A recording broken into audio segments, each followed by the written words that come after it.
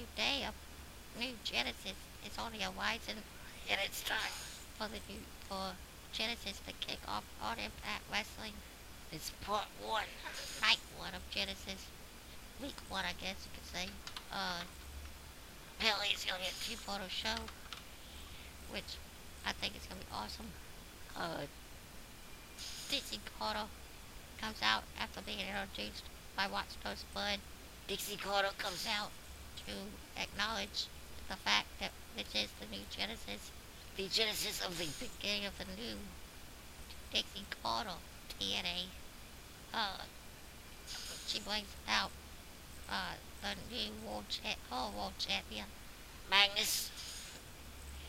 And she then, after Magnus presents her with what I believe is the AJ Styles edition of the Impact Wrestling World Championship, which he had both the titles, and he gave one to Dixie, which I believe was like I said, the AJ Styles version.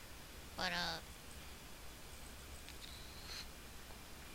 after that, she points out some of the people that helped pull off the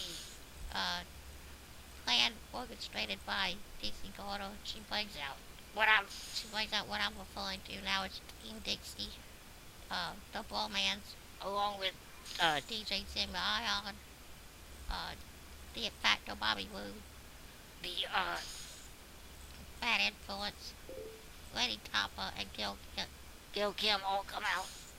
Uh, the Tag Team Champions Bowmans and the Knockouts Champion Gil Kim, all those come out to celebrate the plan all coming together. Um, they then uh, mentioned something about AJ Styles, which I thought was kind of funny considering that apparently he's not working for the company anymore. That they continue to say his name on TV. But uh, she calls for her nephew EC3 to come out, but, but before he can actually speak on the microphone, they are interrupted by the Icon Sting, who says that even though Dixie wants to say that it's a house united in TNA, he says it's a house divided, as a lot of people backstage don't like the way things are going at the moment, and he says he has a whole army ready to fight for him on his behalf, on the behalf of TNA Wrestling. She says that she only sees Sting in the audience, and Sting says to take a good look around, and just as the lights go out again, Sting's music starts again, and what I'm calling Team TNA comes out. Eric Young, ODB, James Storm, Gunner, Samoa Joe, and that's the only ones I can think of at the moment. They all end up in a brawl that what starts Bud turns into a what he calls a 6-man tag, even though what he calls a 12-man tag, even though ODB and Tampa are in the match, they still deemed it a 12-man tag, which I thought was hilarious. After a couple commercial breaks, Samoa Joe ends up making Christopher Daniels tap out to what I believe was a Nikita clutch. In a match that pretty much was all out brawl, no real tagging going on. It was pretty much a straight fight, which, like I said, ended with Samoa Joe getting the submission win over Christopher Daniels. But that's how it started. A very crazy Dark Impact Wrestling, which I like to see a lot. I wonder where this is going. It should be a good show. Let's see how it continues. After a commercial break, we come back and we see Chris Sabin, the X Division champion, backstage talking to his. Well, it started out with Austin Aries talking to Velvet Sky backstage when the X Division champion Chris Sabin comes up and gets very paranoid about A-Double talking to his goal. And when Velvet Sky wouldn't tell him what they were talking about, he decides he wants to say it. She says that she doesn't want to talk about it in front of all the people in the back. And he says that they'll talk about it in front of the wall in the ring. After a commercial break, we come back and that's where they are. The whole segment pretty much was Austin Aries telling everyone what we already knew, that Velvet Sky is a hot chick that needs to speak up for herself and not let Sabin bully her into doing his dirty work. And Austin Aries challenges Chris Sabin next week to an exhibition title match, which he ups the stakes by saying that Aries ups the stakes by saying he wants to put Velvet Sky in what I'm guessing is a shark cage on the outside of the ring to make sure that Sabin can't force her to do his dirty work in this match. Sabin, of course, denies the fact that he needs her help, but says he doesn't want to put his woman in a cage. But Velvet Sky takes the microphone and says that she'll do it, and if Sabin can't win next week, she'll have to find someone else to treat her like, and leaves Sabin and Aries in the ring. So that should be a good match next week. Sabin versus Austin Aries for the X Division Championship. For part 2 of Genesis. It's gonna be an awesome show next week. Well, that's the only match I know so far, but it looks like it's gonna be a good show next week. But let's get back to Impact and see how the rest of the first half of Genesis continues. After a commercial break, we come back to backstage where Pat Kenny, the former Simon Diamond, runs into Samuel Shaw and gives him a bit of a pep talk, telling him that he enjoyed what he did last week. He liked the intensity that Shaw showed in his debut match last week. He then says that he doesn't understand the obsession with Christy Hemme that Samuel Shaw seems to have. At that point, Samuel Shaw just went ballistic and attacked Pat Kenny and knocking him down behind a whip box or whatever you call it. But he couldn't really see what was happening. But he took off Pat Kenny's shoe and started like he was beating him with it. A very psychotic beatdown by Samuel Shaw, perpetuating that American Psycho gimmick he seems to have at the moment. I really like what they're trying to do with Samuel Shaw. I like the fact that they're actually trying to build a new character with Shaw. And I think it's going to be a very interesting story watching Samuel Shaw's character develop and see where it goes. But coming up next is the straight fight between Mr. Anderson and Bully Ray. A lot of mind games have been played by Bully Ray leading up to this match against Anderson.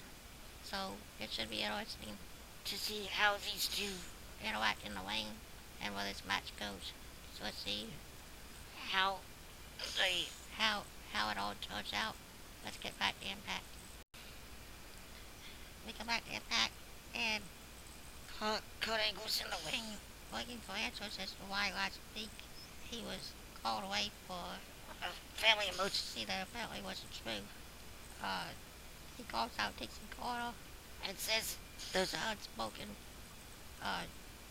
an unspoken law in wrestling business that you don't mess with a person's family. That she crossed that line last week by having Al Snow uh, call him away for a family emergency that wasn't true. Uh,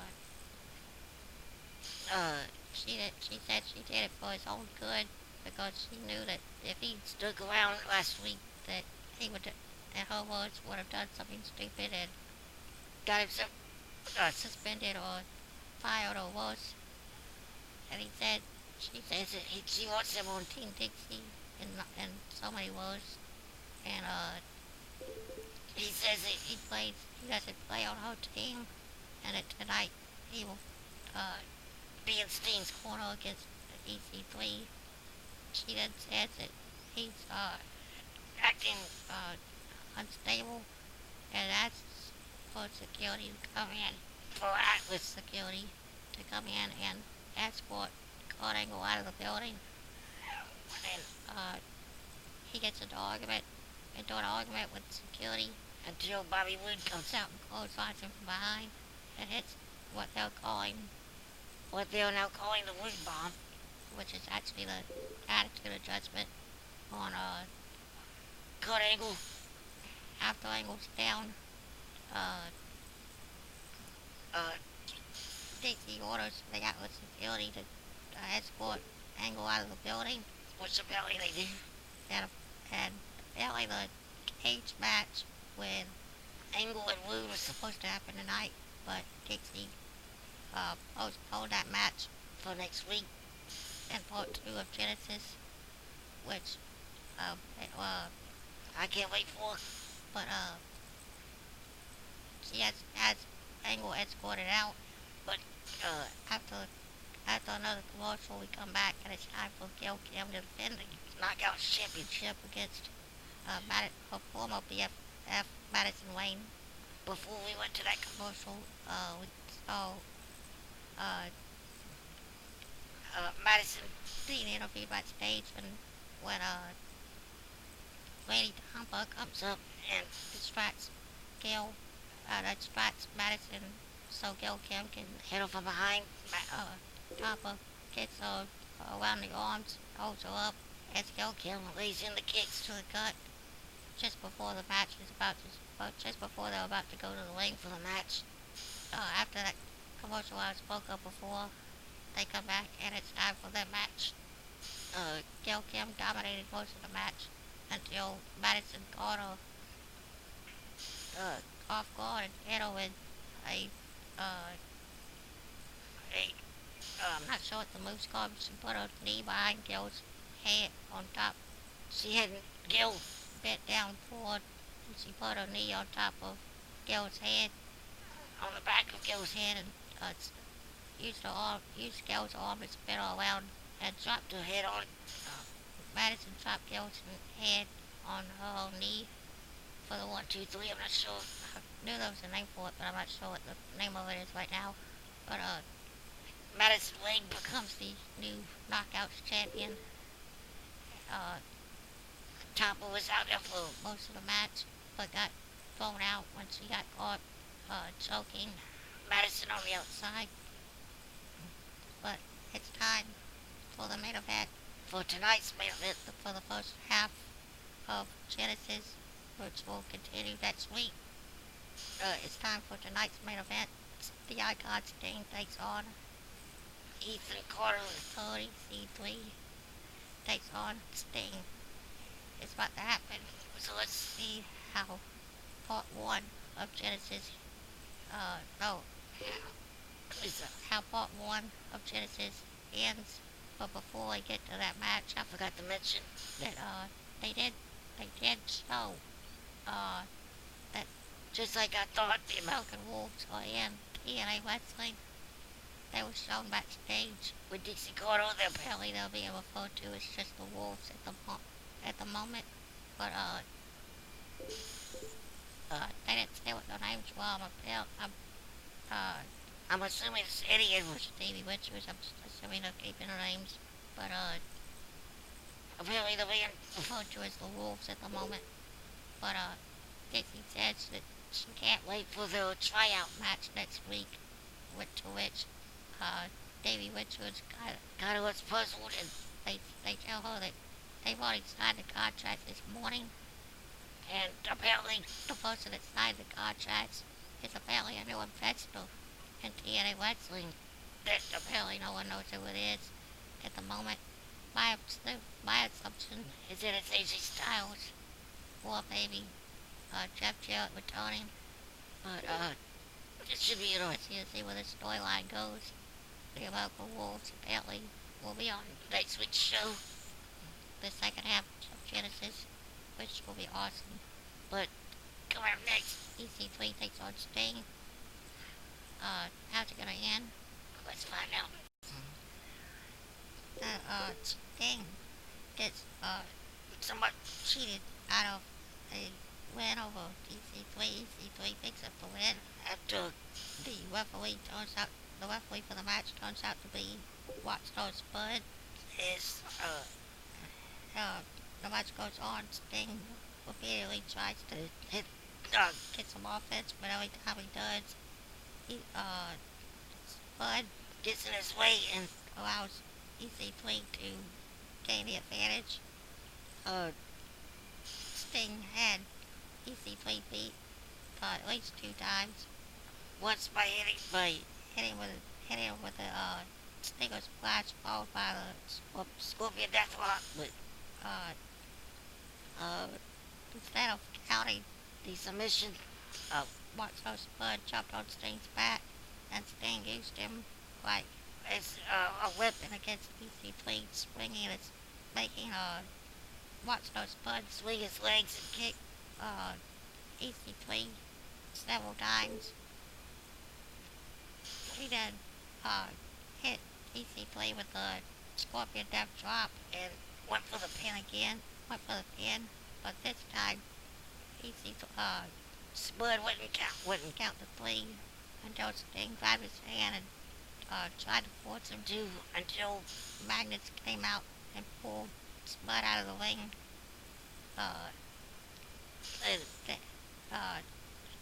Magnus then unzipped his shirt and revealed that he was also a special referee. Apparently taking over the duties from Spud. Magnus distracted that whole incident distracted Sting, who got rolled up by EC3 for Magnus to come in and counter very fast. A very fast 3 count.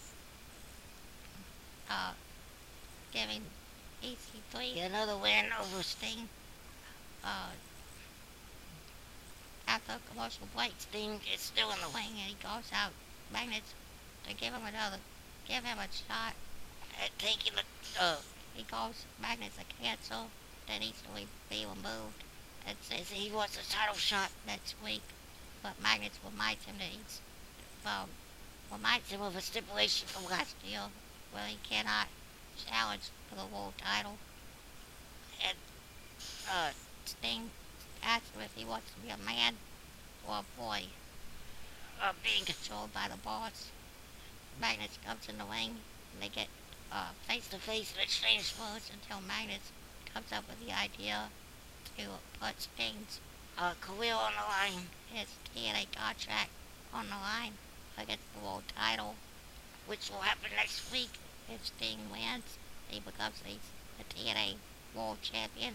If he loses, Magnus says he'll tear up Sting's contract right in front of Sting's face next week. Genesis Part 2 looks like it's gonna be an epic show. Plus, apparently, the American Wolves, or just the Wolves at the moment, will have a match apparently next week, which I can't wait to see while they do a first match on TNA. But that's it for Genesis Part 1. I'll be back next tomorrow for SmackDown and next week. week for my other videos. Plus, the Global Wrestling Alliance videos. We'll continue. I'll try to catch up where I'm supposed to be, but it might take me a while. But until then, like, Subscribe and comment, check out all my other videos, and tell me what you thought thought of TNA Genesis. Part 1. I'm out of here. See ya.